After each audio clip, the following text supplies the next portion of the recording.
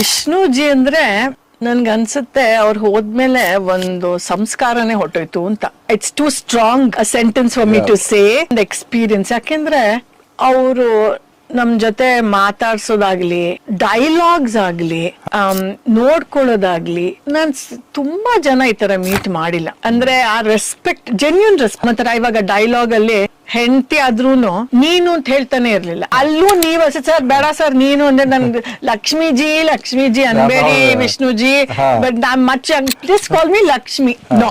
And ಅವ್ರಿಗೆ ನನ್ಗೆ I had a very nice relationship with Vishnuvardhan ಅವರು. ಯಾಕೆಂದ್ರೆ ನಾನು ಒಂಥರ frank sir, quite frank and cool. ಅವ್ರಿಗೆ ಇದು ತುಂಬಾ ರಿಫ್ರೆಶಿಂಗ್ ಆಗಿ ಕೇಳಿಸಿದ್ದು. ಸೊ ಮಧ್ಯ ಶಾರ್ಟ್ ಮಧ್ಯ ಏನೋ ಒಂದ್ ಕ್ವೆಶ್ಚನ್ ಕೇಳ್ಬಿಡುದು, ಆಮೇಲೆ ನಾನು ಉತ್ತರ ಕೊಟ್ರೆ ಅವ್ರಿಗೆ ನಕ್ಕಿಡೋರು. ಅಂದ್ರೆ ಒಂದ್ ಸಿಂಪಲ್ ಥಿಂಗ್. ಇವಾಗ ನಾ ಕೇರಳಕ್ಕೆ ತುಂಬಾ ಹೋಗ್ತೀನಿ, ಅವ್ರು ಹೇಳೋರು ಲಕ್ಷ್ಮೀಜಿ ನಿಮ್ ನಂಬರ್ ನಾವು ಮಲಯಾಳಂ ಇಂಡಸ್ಟ್ರಿಯಿಂದ ತಗೊಂಡಿರೋದು, ಯಾರಿಗೂ ಗೊತ್ತಿಲ್ಲ ನೀವು ಕನ್ನಡದವಳು ಅಂತ, ಅಚ್ಚುಕಟ್ ಕನ್ನಡದವಳು ಅಂತ. ನನ್ ಜೊತೆ ಅಂಬರೀಶ್ ಅವರು ವಾದ ಮಾಡ್ತಿದ್ರು, ಇಲ್ಲ ನಾಯರ್ ಹುಡುಗಿ ಅಂತ. ಇಲ್ಲ ನಾನು ಅಚ್ಚುಕಟ್ ಕನ್ನಡದವಳು, ಅವರು ಅಂಡ್ ಅವರು ನನ್ಗೆ ಒಂದು ನನ್ ಕಾಫಿ ಚಟ ಅವ್ರಿಗೂ ಇತ್ತು.